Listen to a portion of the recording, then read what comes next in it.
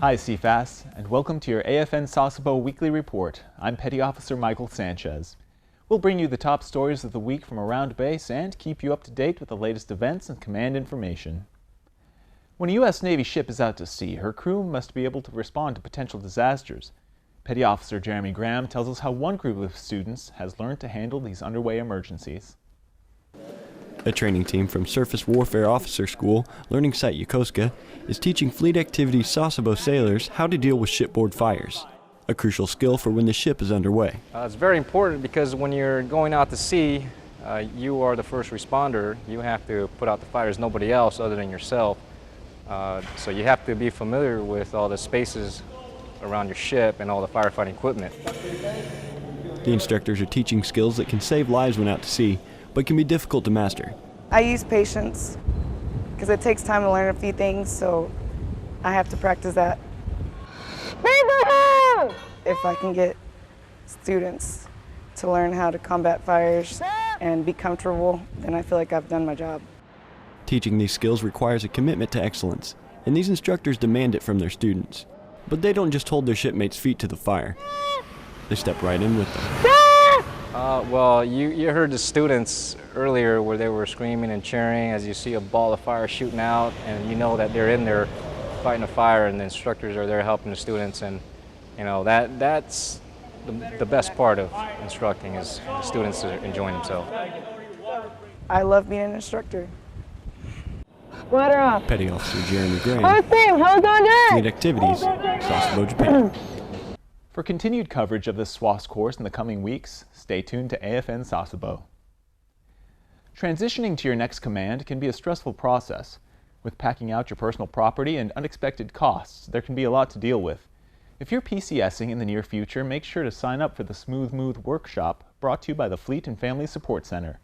They can help you overcome the hurdles of moving and tell you how to take advantage of pay allowances, allotments, and advances.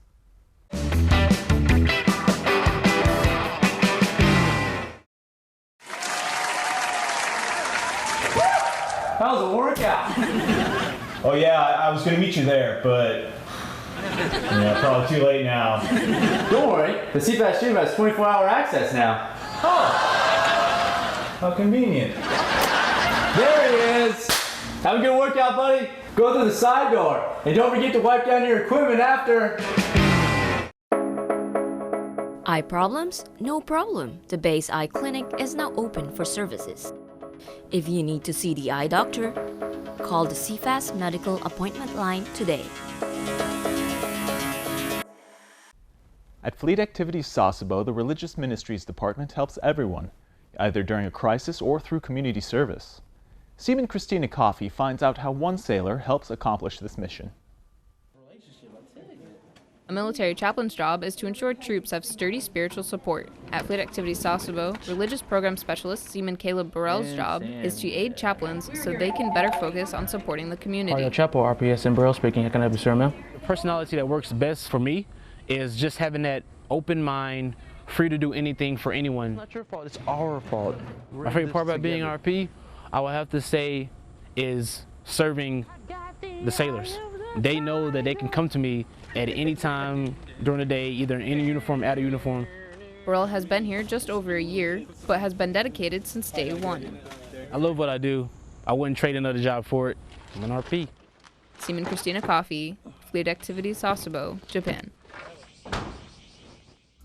Burrell says he's confident in taking the third-class petty officer exam in September, and we wish him luck. This week brought big changes to the Navy's physical readiness program.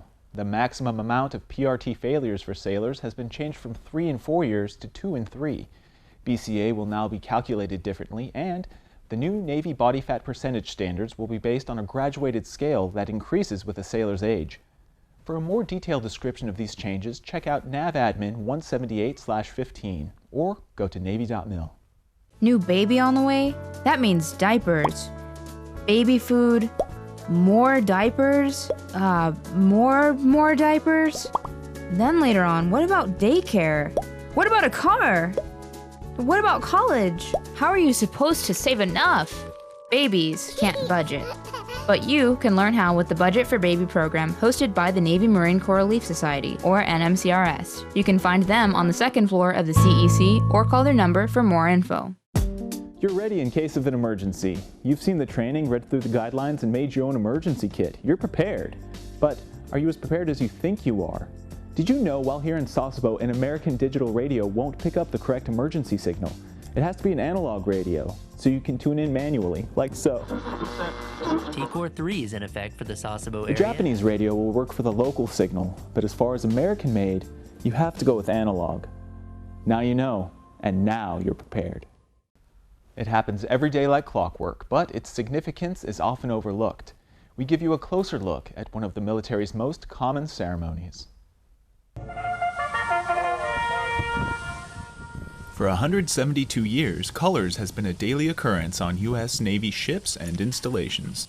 The significance of colors here in Sasebo is significant everywhere in overseas bases. Shows that we have an impact everywhere in the world.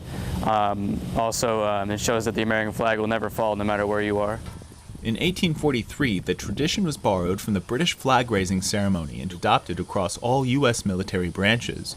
Here in Sasebo, we fly the American and Japanese ensigns, as well as the prisoner of war missing in action flag and the United Nations flag, representing Sasebo's history as a member of the United Nations Command.